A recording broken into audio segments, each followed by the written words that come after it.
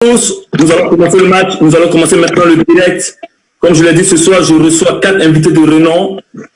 Monsieur Rachingue Kwasi, journaliste sportif, Samabo Dominique, ex-footballeur champion d'Afrique, Doumbia Seydou et Cissé Chek, Cissé Sekou, tous les deux footballeurs en activité.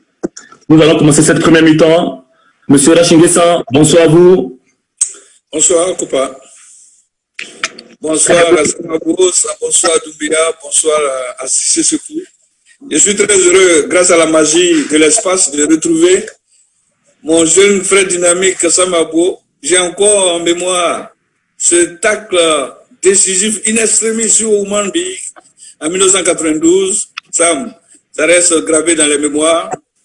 Je repars un peu dans la forêt équato-guinéenne, je vois toi, Koupa, le regard plongé dans la sueur, la transpiration, et tu viens tirer ce penalty qui met la Côte d'Ivoire sur le toit du continent après Samabo. Et c'était un moment important. Et tu me l'avais dit à Abu Dhabi que, grand frère, cette année-là, on meurt avec eux. Pourtant, tu étais malade. Tu avais un pied qui était en souffrance. Un coup, tu l'as fait. Je pense un peu à Doumbia, ce garçon qui, pour moi, après Drogba, c'est l'attaquant racé d'une défense. Il a été mal utilisé, incompris en sélection, mais il reste un grand buteur. Doumbia, je voulais te saluer. Saluer Sekou, qui a joué un peu le pompier lorsque les cadres avaient à un moment donné voulaient abandonner la sélection. Les Sekou et autres sont venus pour garder la flamme allumée. On était dans les préparatifs pour aller en Angola. Sekou, vous restez aussi un homme de devoir pour la Côte d'Ivoire. Je voulais vous saluer. Je suis très heureux de partager ce moment avec vous. Et je pense que pour cette première mi-temps, est candidat aux élections de la Fédération ivoirienne de football. Il est même membre de l'AFI. À la surprise générale, l'association dont il est le vice-président, il n'a pas reçu le parrainage de cette AFI même, de cette association. Comment avez-vous accueilli cette nouvelle? D'abord, Samabo. Pour moi, personnellement, d'abord, je salue déjà tous les Ivoiriennes et tous les Ivoiriens. Pour moi, personnellement, c'est une déception totale. Parce que sachant qu'il fait déjà partie de la fédération et qu'il est vice-président en plus, et en lisant les textes, j'ai pu comprendre qu'il fallait toujours aider celui qui fait partie du groupe. Et là, je pense qu'il fait partie du groupe et que les gars ne veulent pas le soutenir. Pour moi, je pense qu'il y a ce qu'on appelle un peu anguille sur roche et qu'il y a des problèmes personnels en dehors de cette histoire de candidature. Pour moi, j'espère qu'ils vont régler déjà leurs problèmes personnels avant de s'attaquer aux problèmes collectifs. D'accord.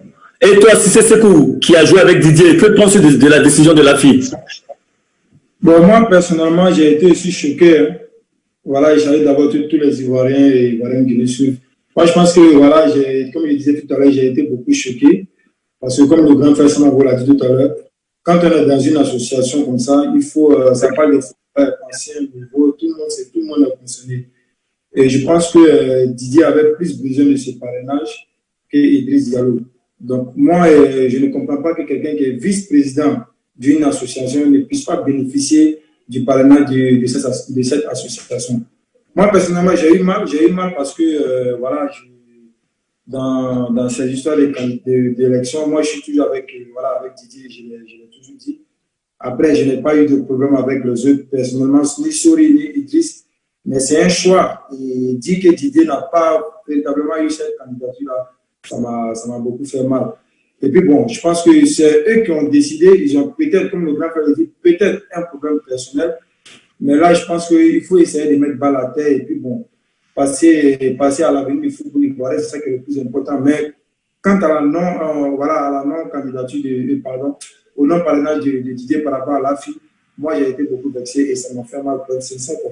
D'accord. Et toi, Doumbia, comment arriver à comprendre ce choix des coéquipiers de Didier? Ben, moi je dirais bonjour déjà à tous ceux qui nous suivent et tout. Et ça a été vraiment étonnant et choquant même de voir qu'effectivement notre grand frère n'a pas pu effectivement bénéficier de ce parrainage et tout, parce que aujourd'hui c'est vrai, c'est peut-être Didier qui se présente et tout, mais ça pouvait être que ça soit Maestro ou Colo Touré et tout, cette association des footballeurs et tout devait quand même sponsoriser effectivement un footballeur. Donc, c'est choquant. Et en voyant que c'est vraiment Didier et tout, l'icône du football ivoirien et tout, et vraiment, ça m'a choqué en fait. D'accord. Raj, toi tu as écouté les uns les autres qui ont été des footballeurs. Quel est ton regard de journaliste? Vous savez que, Copa, on a échangé plusieurs fois dans nos expéditions. Ma position est claire, vous la connaissez. J'ai toujours prôné pour que vous, les footballeurs, vous preniez votre chose en main. Les aventuriers d'une saison, moi, je n'en veux pas. Personne ne peut rentrer dans l'ordre des médecins, fût-il un grand ingénieur. Personne ne peut rentrer chez les architectes, fût-il le meilleur des médecins. Les parkings sont partagés. Quand j'ai Sam Abou en direct, j'ai Sekou, j'ai Doumbia, j'ai 3 Copa, et que vous laissez encore distraire en 2020 par quelques rêveurs, parce que vous avez été joueurs. Mais vous avez été joueurs, vous avez été des internationaux, vous avez fait rêver le monde. Aujourd'hui, vous avez au moins quelque chose de côté. Vous êtes affranchi. Le cas de Didier Drogba. On dit de venir occuper ta propre scène. Non, non, non, je ne suis pas prêt. Quelqu'un d'autre vienne prendre ma place. Non. Aujourd'hui, ce qui s'est passé avec Domoro montre bien que les footballeurs, non seulement dans leur désaccord, ne sont pas encore prêts pour occuper leur propre champ, encore moins diriger même le football. Alors qu'il est de votre devoir aujourd'hui de prendre tout en main. Il était une fois, on n'avait pas d'internationaux de votre trempe. Il était une fois, on a eu le Laurent Pocou, mais qui n'avait pas pion sur rue comme les Didier Drogba aujourd'hui. Mais les choses ont évolué. En 2020, quand vous avez Copa, vous avez Yaya Touré, tous ces grands joueurs, Didier Drogba, ou même vous pouvez prendre votre fédération en main, votre football en main pour passer le relais à vos petits frères, à vos enfants, et que vous refusez. Parce que des gens qui courent après des miettes, j'ai dit, moi, j'ai très mal pour vous, et j'ai mal parce que moi, j'ai passé mon temps à vous accompagner. Vous tous, vous êtes passés sur mon micro. Ouais. Mais pourquoi est-ce que vous ne voulez pas venir prendre votre place? Je salue l'initiative de Didier. Le fois sur une chaîne de télévision, je dis, Didier nous permet de voir autre chose. Didier permet aux Ivoiriens de savoir que le football, là, c'est un intérêt plus que national. C'est le pium du peuple. Donc, pour moi, ça m'a fait très mal, mais je pense que vous avez, avec la réaction de FIPRO mondial, les choses ont évolué. Je voulais saluer Dimitri Stéphane, qui est élu provisoirement président pour 6 mois et qui allait remettre le parrainage de la fille à Didier Drogba. C'est un tort qui est réparé.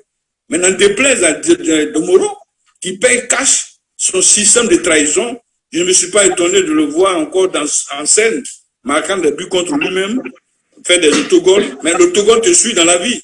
Ouais. C'est un peu ça qui s'est passé. C'est dommage, mais à vous de vous ressaisir. D'accord. L'AFI, c'est l'association des footballeurs ivoiriens. L'AFI est censée représenter les intérêts des footballeurs ivoiriens. Est-ce que Doumbia et Cissé, vous vous sentez représentés dans l'association telle qu'elle se présente actuellement? Non, en aucun cas. En aucun cas. Je me sens pas dans l'association de l'AFI parce que, comme je l'ai si bien dit tout à l'heure, l'AFI, c'est l'association des footballeurs. Donc, c'est pas association de une personne ou telle personne. Donc, dans ce cas et tout, franchement, je me sens pas effectivement concerné dans cette association. Et toi, Cissé? Moi, personnellement, non. Non, parce que moi, je pense que d'abord, quand on dit une association, c'est presque comme une famille. Voilà, c'est une famille. Moi, je pense que voilà, si ça se passe comme ils l'ont fait avec Didier, moi, je pense que ça ne me concerne pas, quoi. Voilà, donc je pense que je reste ceci ma position.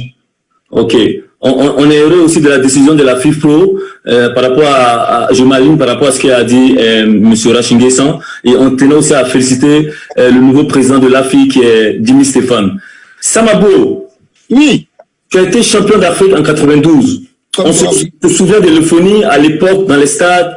Ces dernières élections de la FIF ont délié des langues, des joueurs de championnat qui dénonçaient les mauvaises conditions des jeunes frères même qui pleuraient. Qu'est-ce que cela t'a fait quand tu as vu cela? Je ne sais pas si j'ai des mots pour exprimer ce que j'ai entendu, mais sincèrement, c'est plus que choquant, tu vois. Moi, de nos jours, si je vois, excusez-moi un peu de revenir en arrière à mon époque avec ce que je touchais. Pourtant, on disait que le pays était pauvre. Et maintenant, où on pense que le pays est en train de se développer et qu'il y a les moyens, et que ces enfants n'arrivent même pas à dire que je suis footballeur, je crois qu'il y a une honte totale même pour les dirigeants ivoiriens. Même pas pour les joueurs, pour les dirigeants ivoiriens. Parce que j'ai une forte impression qu'ils ne pensent qu'à leur poche, que l'avenir des enfants, ils n'en ont rien à cirer. Excusez-moi de l'expression. Ils n'en ont rien à cirer. Ils pensent que les enfants sont des gens pour accompagner leur projet et renforcer leur porte-monnaie. Moi, pour moi, sincèrement, ces dirigeants-là, il faut qu'ils se réveillent à comprendre que l'heure du changement est arrivée. Pour moi, personnellement, qu'ils se décident quand même à dire on va penser à nos enfants et dépenser qu'à leur poche. D'accord, les choses sont claires maintenant. Monsieur Rachinguessan, en tant que journaliste, tu as vu l'évolution des matchs des années 90 à nos jours. Tu as certainement des éléments de comparaison sur la base de fréquentation des stades par le public lors des matchs des clubs. Comment expliquez-vous cela? Dans les années 90, je prends pour témoin Samabo.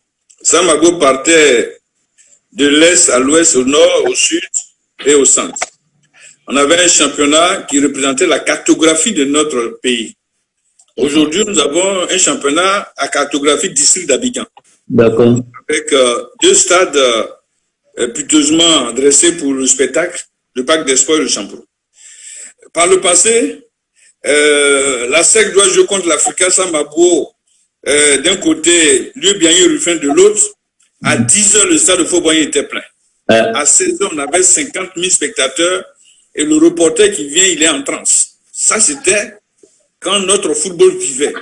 Aujourd'hui, je suis triste de vous dire, lorsqu'il y a un match à SEC Africa au stade de Champrou, je ne suis pas, moi, en train de voir 1000 personnes. La capacité du Champrou, c'est 3000 personnes, mais on ne fait même pas la moitié. C'est ça qui me désole aujourd'hui. Qu'est-ce que les dirigeants ont pu faire entre-temps pour que nous soyons dans cette situation de conjoncture? On doit poser la question à M. Jacques Anouma, à M. Sidi Diallo et à M. Idriss Diallo, qui était compagnon de Jacques Anouma, et Dieng aussi, et Souri Diabaté qui était de la team Jacques Anouma, après la team Sidi. On doit leur poser la question, qu'avez-vous fait pour qu'on puisse jouer ce championnat-là, la conjoncture, avec peu de public? Qu'est-ce que vous avez mis en place, par exemple, de M. Jacques Anouma? Il a fait un choix. Il dit, moi, compte tenu de la situation que vit mon pays, je mets la fédération.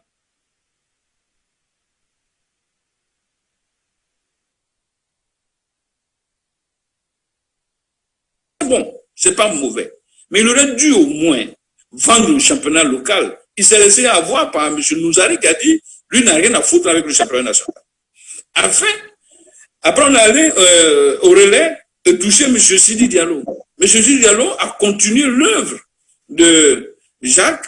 Il a gagné une Coupe d'Afrique, c'est bien, bravo. Mais M. Sidi Diallo n'a jamais pensé à rehausser le championnat national. On l'a vu rarement même au terrain pour suivre les matchs de football. Donc aujourd'hui, quand je vois M. Idriss Diallo, M. Souri Diabaté me dit, mais qu'il fasse le point aux Ivoiriens. Nous avons failli là, on veut changer là. Moi, quand je regarde le programme de Souri, c'est un programme alléchant. Va-t-il changer de fusil d'épaule pour ne pas encore plonger le football? S'il change, bravo. Mais s'il ne change pas, il est comptable de ce qui s'est passé la 17 de vivre notre football. Donc voilà un peu la situation qui nous gêne. On avait, moi j'ai vécu les stades pleins d'avant et les stades déserts d'aujourd'hui. Mais il y a quand même une problématique qui est posée. Il faut qu'on nous explique qu'est-ce qui s'est passé entre-temps pour qu'on soit dans ce désert-là. D'accord. Samabo, le constat est clair. Aujourd'hui, les footballeurs qui ont une autorité dont on parle le plus, ce sont ceux qui jouent en équipe nationale. Alors qu'à ton époque, les stars, c'était les joueurs locaux. Comment tu penses qu'on est arrivé à cette situation? Pour moi, je pense que tu es aussi bien placé que moi pour répondre à cette condition-là, parce que, comme je t'ai dit, que les dirigeants ont privilégié l'équipe nationale par rapport aux locaux. Comme l'a bien dit le grand frère. Donc, tous les enfants, tout ce qui les intéresse, c'est comment s'arranger pour aller en Europe que de produire un football sur le territoire ivoirien. Donc, c'est la pauvreté du football qui a commencé en s'exilant à tout moment. Moi, je pense qu'à notre époque, on voulait déjà montrer qu'on était footballeur avant de penser à l'argent. Alors que maintenant, les enfants pensent plus à l'argent qu'à produire du football. Moi, je pense que c'est la dégradation vient de là. D'accord. Ma prochaine question s'adresse à mes deux jeunes footballeurs, Cissé Sekou et Doumbia. Vous avez eu la chance d'évoluer en Europe. Lorsque vous retournez au pays et que vous revoyez vos anciens coéquipiers qui sont restés sur place, est-ce qu'il y en a qui ont réussi à vivre convenablement de leur métier? Moi, je dirais non, parce que moi, je suis resté pas mal à Abidjan avant même la crise sanitaire. Puis à la Sol Denis, j'ai des amis qui sont aussi dans de différents clubs. J'ai échangé avec pas mal. Ils m'ont expliqué un peu leurs conditions et moi-même, j'ai vu. C'est bien beau de parler, mais quand tu n'es pas sur le terrain, tu ne peux pas véritablement constater et voilà ce que les jeunes vivent. Et moi, j'ai pris la peine aussi d'aller voir moi-même de mes yeux. Et j'ai constaté que vraiment, ça ne va pas. Quand le grand frère Rachingue s'en parle de l'époque, et Samabo aussi, je pense qu'ils ont véritablement raison. Qu'est-ce qui s'est passé? Moi, je pense que je reviens d'abord aussi ce que Samabo dit. Quand je dis les jeunes, ils sont pressés à s'exiler. Mais je pense que ça vient de quelque part. Quand déjà, on te paye par exemple à 50 000 francs, je dis n'importe quoi, à 60 000 francs, et tous les mois, ils ne sont pas capables de te payer, Baroua, il faut qu'on se dise la vérité. Moi, je n'aurais pas l'envie. Parce que ces jeunes-là, il y a deux qui ont 25 ans, qui ont 27 ans. Ils ont une famille. Voilà, tout n'est pas véritablement l'argent, mais ça leur permet quand même d'être toujours heureux avec leur famille, de subvenir aux besoins et demain matin, d'être prêt encore à repartir à l'entraînement. Mais ils sont mal gérés, Baroua. Donc tout le monde est parti, même les talents dont on parle là. Quand ils jouent une saison, 2 saisons, personne ne veut rester. Donc moi, j'ai vu des amis aujourd'hui qui sont véritablement, ils sont découragés.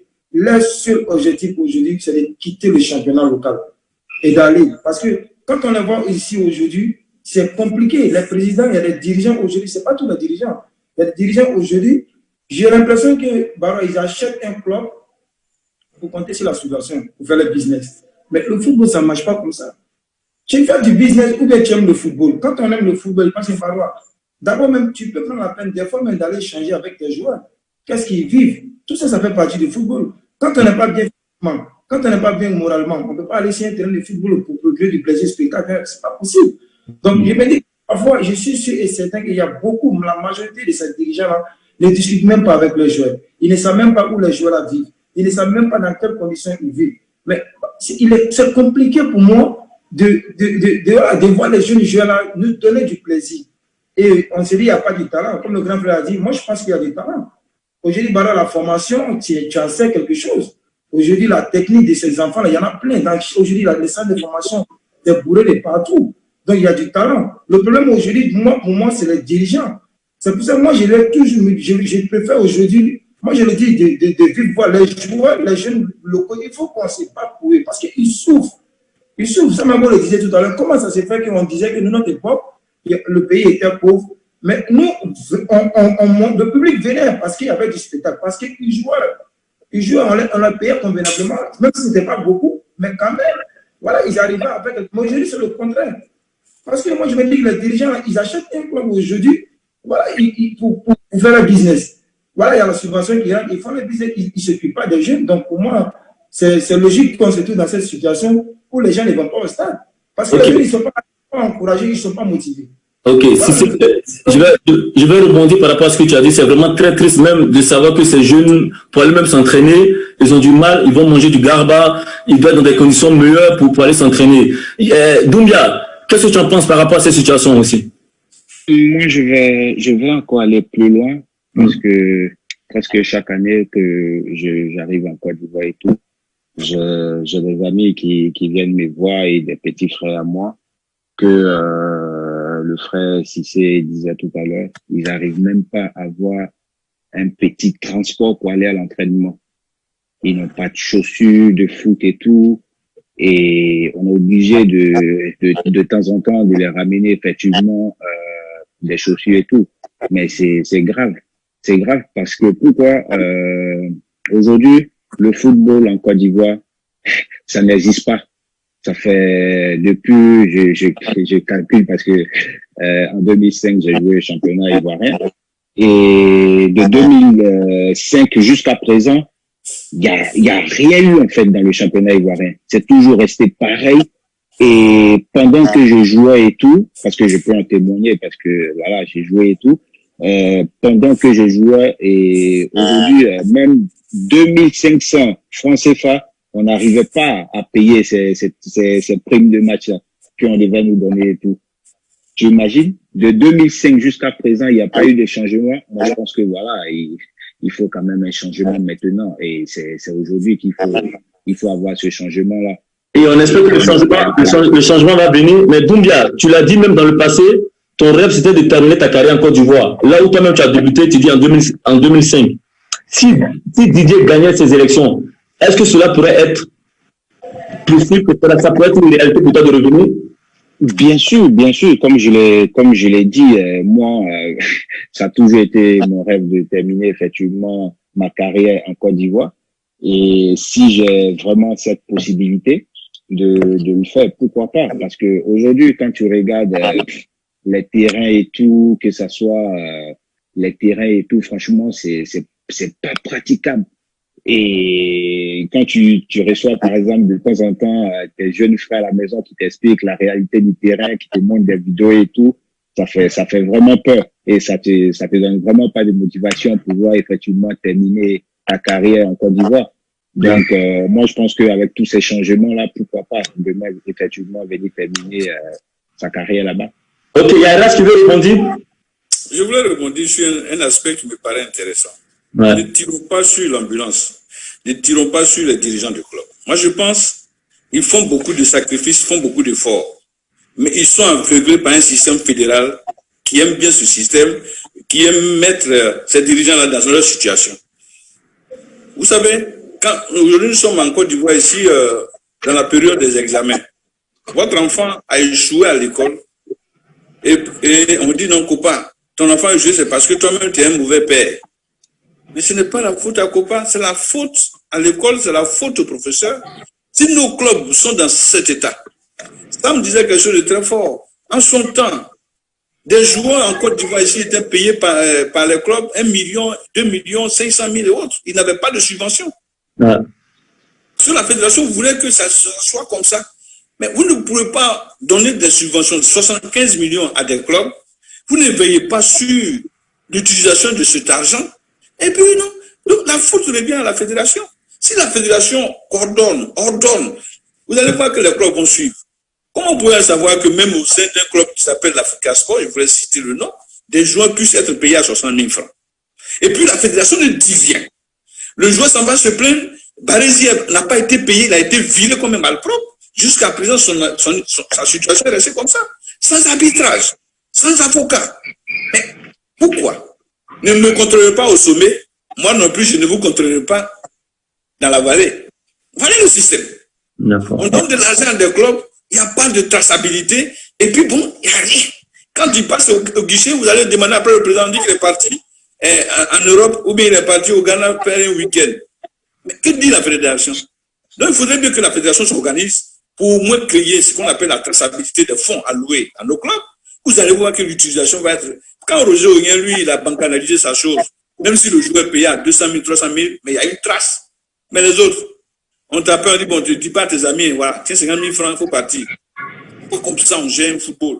Donc, pour moi, essayer d'accompagner un peu les dirigeants. Il faut un effort. Ils sont dans une naïveté voulue par la fédération. À la fédération de se lever pour dire, désormais, c'est comme ça. C'est pour ça que moi, je suis très curieux de voir le programme de ces 3 candidats. S'ils ne font pas un effort pour éclairer, pour guider nos clubs, nos joueurs surtout, à aller de l'avant, le président qui va venir, il aura échoué. Tant qu'on ne fera pas tout pour que nos joueurs restent au moins 2 ou 3 saisons avant qu'ils ne partent en Europe, quelqu'un disait ça tout à l'heure, vous pensez que moi aujourd'hui, je ne suis pas mes frères guinéens? Par le passé, c'était les Guinéens, les Ghanéens, les Libériens et autres qui venaient en Côte d'Ivoire. Aujourd'hui, c'est l'inverse. Pourquoi? Quand tu demandes, non, le joueur qui est parti là-bas au Ria, il est payé à 200 000 francs. Ces 200 000 francs, on ne peut pas donner à un Ivoirien ici, mais il ne peut pas rester parce que et au moins il a 200 000 francs que d'avoir 60 000 francs ou 50 000 francs dans un club de Côte d'Ivoire. Donc, il faudrait voir la tête et non le corps. Le corps, lui, on peut le soigner, à savoir les dirigeants de club, mais il faudrait qu'il y ait une fédération forte qui dit voici nos objectifs. Désormais, c'est comme ça. Ok, mais Samabo, revenons un peu à toi. Qu'est-ce que tu penses de cette réalité un peu? Je pense qu'il a dit vraiment ce qu'il fallait dire. Hein, parce que comme il a dit, c'est vraiment la tête qui a un gros problème. Et la tête promet, c'est que le corps ne peut pas suivre. Et après, le corps aussi est obligé de transférer comme il peut pour ajouter aux pieds. Donc, nous les joueurs, nous sommes les pieds, le corps, les dirigeants et la tête, la fédération. Donc, tant que la tête ne fonctionne pas comme il se doit, tout le reste du corps subit. D'accord.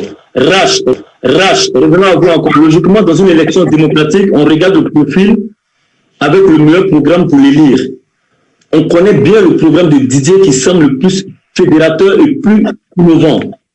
Penses-tu que le jeu démocratique dans ces élections soit respecté? Le jeu même a été faussé dès le départ. Le jeune homme a eu tort lorsqu'il a dit il prétendait être candidat à la candidature, que les gens sont sortis de partout pour le brancarder. D'autres s'étaient levés même pour dire qu'ils ont eu à passer une nuit avec sa femme. C'était tellement sale. Et vous avez vu la réaction du public sur la toile. Le peuple s'est levé comme un seul homme pour soutenir Didier Drogba. Je voulais saluer ce public-là, qui n'a pas voulu qu'on brûle notre icône. J'ai eu mal parce que cette élection, j'ai l'impression qu'on voulait même donner une autre identité à Didier Drogba, lui donner un autre passeport qui n'est pas de la Côte d'Ivoire. J'ai eu mal. C'est pour ça que je vous dis, moi je suis dessus de votre groupement. Samabo est là, toi tu es là, Doumbia nous écoute, Sekou également. Si vous avez pris votre histoire là en main, on ne serait pas en train de brûler l'un des vôtres comme ça. Ouais. Donc, voilà aujourd'hui la situation. Le jeu a été faussé au départ, mais je pense que après le dépouillement des candidatures, le jeu démocratique va prendre le relais. Je pense que les dirigeants qui nous écoutent, les dirigeants qui pensent en regardant les programmes, vont penser à leurs joueurs, vont penser à leur club, vont penser à la Côte d'Ivoire et puis faire un choix. Aujourd'hui, pour moi, je dis, quand on parle, on dit, bon, pourquoi? Non. Aujourd'hui, si c'était moi qui votais, aujourd'hui, si c'était autre chose, je dis, vous ne pouvez pas avoir tout un public, tout un peuple, derrière un candidat. On dit non, le public ne vote pas, mais le public à ce moment a dit, imaginez que M. Idriss Diallo soit élu président, ou bien M. Sori. Ce peuple qui est aujourd'hui opposé, on aura combien de supporters au stade? Demain, si ce n'est pas Didier, que c'est un autre, imaginez la descente de la FIFA pour venir faire des jolies, parce qu'il y a des ardoises qui sont là, tout le monde sait. Il y a des présidents de fédération qui ont eu le cutuche, mais on te dit non, il y a des dettes. Mais comment quelqu'un qui laisse des dettes a eu des cutuches? Merci. Je me pose la question. Donc, imaginez-vous un peu la descente de l'instance mondiale en train de venir dicter nos comptes ici. Ça va créer encore d'autres problèmes. Donc, je dis, c'est vrai que le jeu a été faussé au départ, mais qu'il y ait cette raison gardée pour que les gens réfléchissent pour dire, écoutez, on va essayer quelque chose. Moi, je veux qu'on essaie. Si Didier, en 2 ans, il ne fout rien, on le dépose à Yaprayo et puis on n'en parle plus. Voilà. Donc, mais lui donner sa chance. Et je dis, pourquoi ne pas mettre les 3 frères ensemble? On dit, petit, tu te mets devant, nous on est derrière. Comme une vraie équipe nationale. Vous allez voir que l'Afrique va nous applaudir. Mais là où on est parti pour une déchirure profonde. Hier, on avait au moins 100 personnes au stade, mais demain, on risque de ne plus avoir quelqu'un au terrain. On va même payer des gens pour aller au terrain. C'est ce qui va arriver. Mais combien de fois vont-ils les payer pour aller au terrain?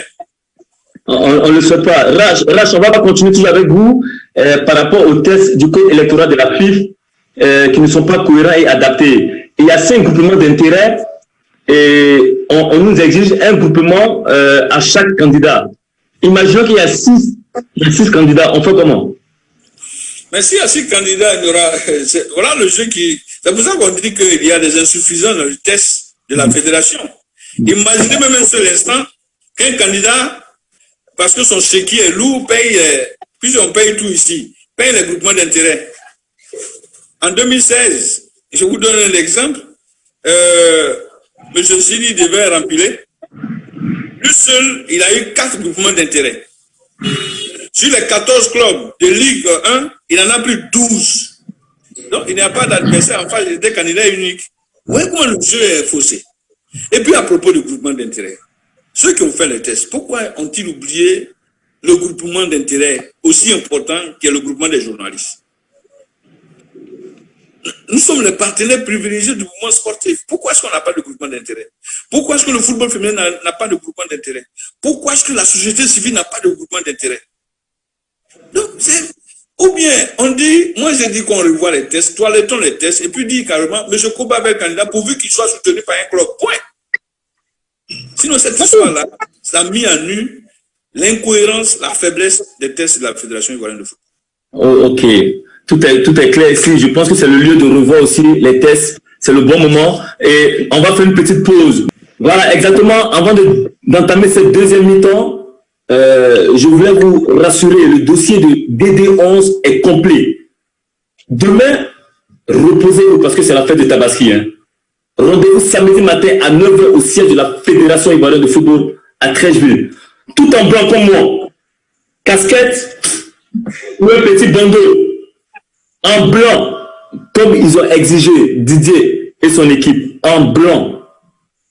C'est important. La marée blanche. C'est très, très important. Sachez que le peuple de Côte d'Ivoire soutient et veut Didier Drogba. Donc, c'est samedi à 9h. C'est très important. Nous allons commencer cette deuxième mi-temps, si c'est ce coup. Nous allons parler de l'homme, de Didier. Doumbia et Cissé, vous avez côtoyé Didier, que ce soit sur et en dehors du terrain. Vous avez été même témoin des différents calomnies dont il a été victime. Vous qui le connaissez, vous qui connaissez l'homme, quelle image gardez-vous de Didier Drogba? Doumbia.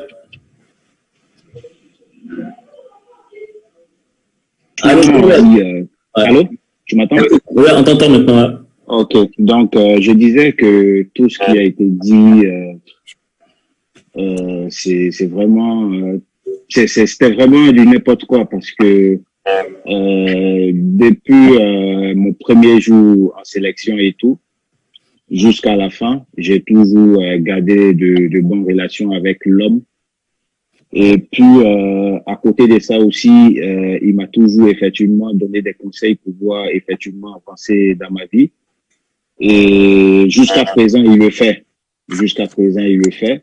Donc, ça ne date pas de maintenant. Et puis, j'ai passé quand même quelques années avec lui en sélection et tout. Et tout ce qu'il a pu faire jusqu'à présent, ça a toujours été correct en fait. Ça a toujours été correct. Et donc, entendre effectivement certaines personnes dire des choses et tout, ça fait mal, mais bon, comme on le dit, on va en guerre et tout. Donc, chacun est libre de dire ce qu'il veut, de s'exprimer comme il veut. On peut pas empêcher une personne de s'exprimer. Mais je peux te rassurer que l'homme, c'est vraiment quelqu'un, quoi. C'est quelqu'un, en fait. Ok. Et toi, c'est quoi? Moi, je pense que Baro a dit, c'est quelqu'un, moi, je retiens beaucoup son métier. Hein. Quel que soit l'âge, voilà, il ne fait pas la différence. Comme Doumia l'a dit tout à l'heure, c'est notre grand frère. Mais Didier, quand tu as besoin de lui, conseil, tu l'appelles, il va te rappeler, il va te parler. Voilà, il n'est pas n'importe qui. C'est comme ses petits frères. Des fois, il peut être occupé. Mais il trouve toujours le temps d'aider toujours ses petits frères. Il trouve toujours le temps d'écouter l'homme. Moi, je pense que ça, c'est aussi important dans la vie des surtout comme Didier. Moi, ce qui me fait plus mal aujourd'hui, c'est qu'il y a eu beaucoup de polémiques. Il y a eu des injures. Peut-être même diront qu'à cause de Didier, on est en train d'insulter les autres. Les autres aussi, ils ont fait aussi leur part. Mais moi, aujourd'hui, Didier aussi, il peut avoir ses défauts, mais pour moi, vis-à-vis de moi, l'homme que je connais en tout cas, il m'a beaucoup aidé. Et nous qui sommes attaquants comme lui, toujours ses petits frères nous a toujours parlé, toujours donné des conseils. Quand on a besoin de lui, voilà, tu l'appelles, il va toujours te répondre. Aujourd'hui, moi, j'ai passé de bons moments aussi avec la sélection. Depuis que je suis plus en sélection, j'ai toujours gardé de bons contacts avec lui. Voilà, des fois on échange, des fois il me répond, même quand face à sa candidature, il a laissé aussi des conseils. Et voilà, le projet était intéressant en tout cas. Et ce que moi j'ai vu, le projet était intéressant. Il est toujours intéressant, je vais dire si tu veux, le projet est intéressant. Surtout même nous qui voulons par exemple venir terminer notre carrière ici en Côte d'Ivoire. Vraiment, je pense que c'est l'homme idéal. Ok, c'est l'homme idéal. Samabo, il y a une internaute qui a dit Didier devrait utiliser son image. Une photo de Didier Assini, c'est une grosse publicité pour le tourisme en Côte d'Ivoire. Si vous êtes d'accord avec ces propos, comprenez-vous, est-ce que vous pouvez comprendre comment est-ce que, par rapport à la notoriété de Didier, on puisse vraiment, on puisse pas utiliser son image pour pouvoir rehausser le football ivoirien? Vous savez, comme j'ai toujours répété, qu'on nous a toujours dit que le vrai bonheur, on ne l'apprécie que lorsqu'on l'a perdu. Quand vous avez, si je peux appeler ça une bombe nucléaire à votre poche et que vous la jetez pour prendre un pistolet, c'est que vous ne vous aimez pas. Didier Kela peut ouvrir toutes les portes. Juste son nom peut remplir le stade Félix Houphouët-Boigny. Qu'est-ce qu'on demande de plus à cette personne-là? Je vous le demande, qu'est-ce qu'on demande de plus? Donnons-lui, on dit, on n'est pas, on devient. Il veut devenir, mais donnons-lui l'occasion de devenir le président. C'est un mandat. S'il ne réussit pas ce qu'il nous a promis, on va l'enlever, on va mettre une autre personne. Mais cette histoire de complicité, de pouvoir ternir son image et puis essayer de l'écarter, pour moi, c'est une grosse bêtise qu'on est en train d'effectuer. Se mettre ensemble pour travailler ensemble, on met son image devant, il est le président. Les autres, ils vont travailler derrière. Le pays va avancer. Nos enfants vont grandir dans de bonnes conditions. C'est ce que je demande. D'accord. On entend dire par certains que les élections ne se passent pas sur les réseaux sociaux. Et pourtant, c'est sur les réseaux sociaux que le peuple exprime son choix. Ce même peuple-là, pour qui les clubs jouent, le peuple pour lequel nous mouillons le maillot, ce peuple dit aujourd'hui que Didier est son choix. Est-ce que la voix du peuple peut influencer ces élections, M. Rachinguessan? Oui, bien entendu. Je veux dire que il y a une image que je donne souvent, il dit le peuple ne vote pas, mais sa voix compte. Vous avez parlé tout à l'heure de Samedi. Avant cette émission, j'ai été en contact avec Akassou Juscelin, qui me dit comme ça qu'il y a pratiquement près de 3000 t-shirts qui ont été pris. Je lui dis 3000 t-shirts. Imaginez un peu 3000 personnes à l'avenue 1 ce samedi. Le peuple a fait déjà son choix. Parce que je vois mal M. René Tibi dit, en vertu des temps, le dossier de Didier est rejeté. C'est qu'il n'ira plus à Dabou, en griffe. Mais pour dire quoi? Pour dire que ce public-là est le premier bailleur de fonds de notre football. Le président de la République, lorsqu'il met de l'argent à disposition de l'équipe nationale, c'est l'argent du contribuable. Oui. Qui est insulté. On dit non, c'est des voyous, ce n'est pas des voyous qui sont sur l'Internet. Ce que vous êtes en train de faire là, nous sommes dans l'espace, vous n'êtes pas des voyous. C'est votre point de vue. Moi, je partage un milieu où c'est la passion. Laissez les gens vivre leur passion. Laissez les gens dire ce qu'ils veulent. Laissez les gens choisir. Samabou a dit quelque chose. Mais Didier veut devenir président. Il dit, je ne veux même pas compter sur l'État.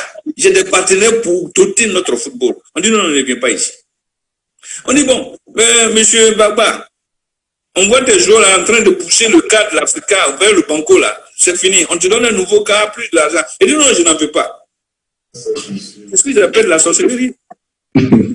Donc, pour moi, il faudrait compter avec ce public qui ne vote pas, mais dont la voix compte. Il faudrait écouter le public. Qu'est-ce que le public veut? Demain, M. Sori, président de la fédération, je souhaite ça pour lui. Il aura besoin du public. M. Idriss Diallo, président de la fédération, je souhaite ça pour lui. Il aura besoin du public. Donc, c'est d'écouter. Qu'est-ce que le public veut? Le public veut un changement. Qu'est-ce que le public nous envoie comme son? On veut remplir le stade de Bempé, 60 000 spectateurs. Qu'est-ce que le public veut? On veut avoir des Samabo, des Kopa, des Seydou, des Doumbia, des Sekou, des Didier Drogba. On veut l'avoir. On a plein de jeunes joueurs. Mais à cette allure-là, on est parti pour sacrifier la jeunesse.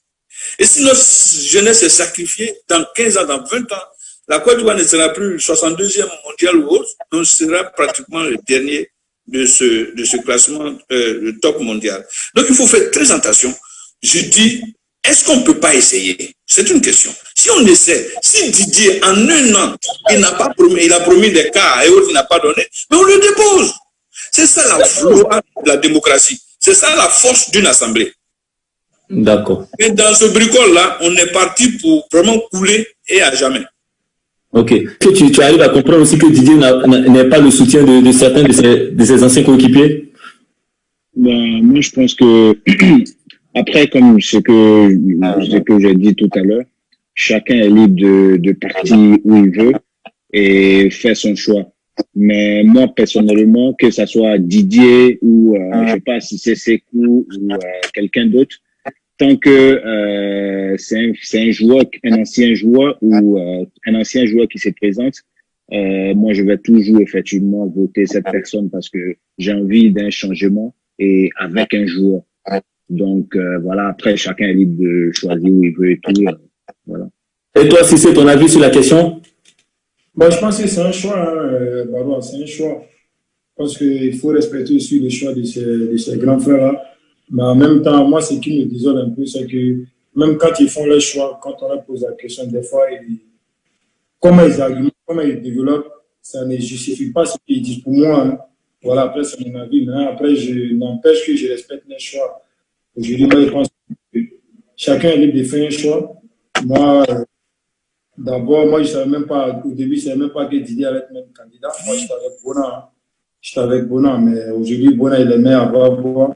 Et Bona aussi, il a fait son choix. Mais moi, je pourrais dire, je vais être Bona, mais moi, je suis dans la logique, je suis un joueur parce que je veux un changement.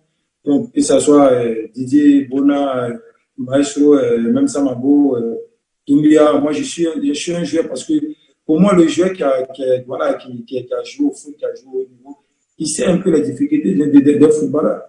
Voilà, après, je pense que c'est un choix, il faut respecter aussi le choix et puis essayer d'apaiser un peu. C'est vrai qu'il y a eu pas mal d'énergie de part et d'autre qui ont aussi blessé les grands frères aussi qui se sont battus ici pour le football ivoirien, qui ont donné aussi. Mais aujourd'hui, c'est un peu désolant et puis bon, je pense que ça n'a pas de sens. Il faut apaiser un peu les jeux et puis bon, on va voir ce que ça va donner au résultat final.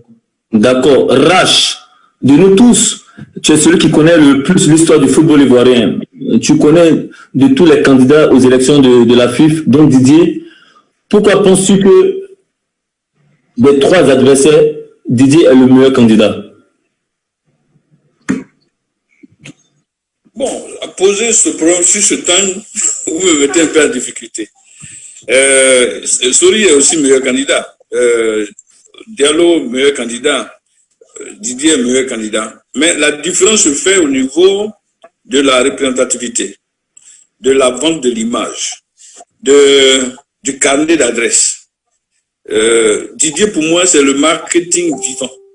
Pour parler comme Dosso, c'est l'identité visuelle dont pourrait avoir bénéficié un pays comme la Côte d'Ivoire. Nous avons quelque chose, un bijou qu'on peut vendre, et ce bijou-là pourrait procurer du bonheur. Voilà la différence entre les trois candidats. C'est-à-dire que si vous les mettez au stade de Fort-Boigny pour dire venez faire votre tri, M. Idriss Diallo et Sori ne passeront pas au stade de Fort-Boigny parce qu'ils seront bloqués par le public. On dit que ce n'est pas le public qui vote, c'est vrai. Quelqu'un a dit tout à l'heure, mais le public compte. Ce peuple-là s'élève pour dire que si ce n'est pas notre Didier, il n'y aura pas élection, il n'y aura pas d'élection. Hein. Donc, pour ça, je dis souvent, faites attention. Le public ne vote pas, mais ce public-là a sa voix qui compte. De ces trois, je dis c'est des valeurs.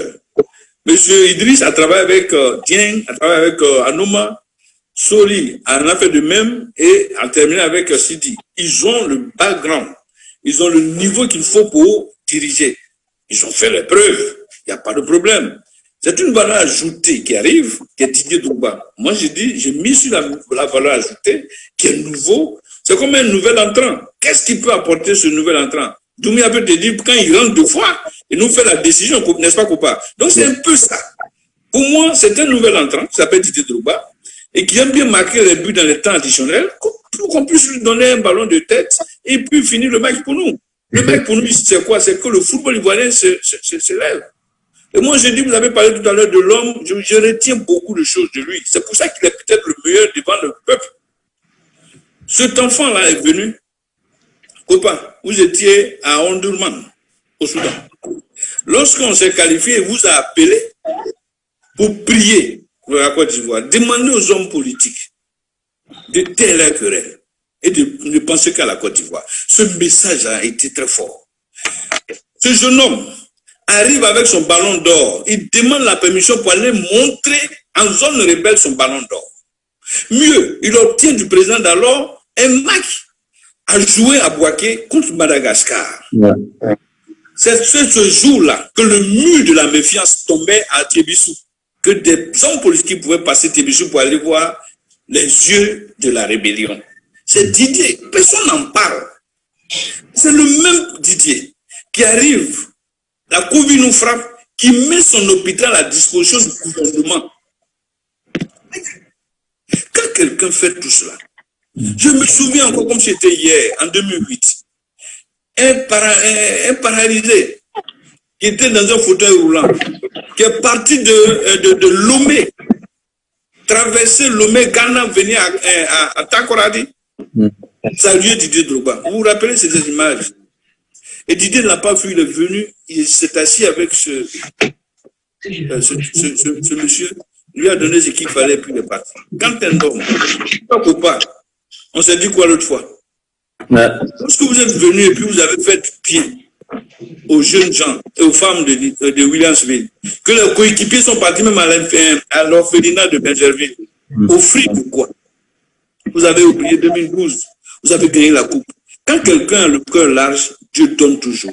Et Didier, pour avoir donné comme toi, copain, comme toi, Samabo, comme certains joueurs qui viennent, Doumbia parlait, qui viennent et qui assistent certains, ou parce que vous faites de la gratuité, non, Dieu vous voit.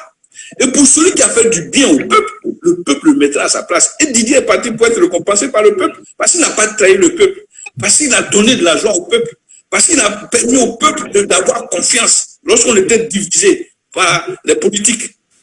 Voilà l'importance. C'est pour te répondre. C'est ça qui fait la différence entre les 3 candidats. Hein? Son étoile, sa représentativité, son carnet d'adresse, son passeport. Il n'a plus un passeport ivoirien simplement, il a le passeport diplomatique, lui. Donc voilà un peu la différence. Si Didier est assis, c'est des millions qui arrivent. J'aurais appris que des partenaires donneraient 285 milliards pour le football ivoirien. Et me demande quand on fait le calcul de Houphouët-Boigny maintenant, si le football a eu 100 milliards. Donc voilà un peu la différence qui pourrait peut-être peser pour le bonheur du peuple. Encore le peuple. Ok.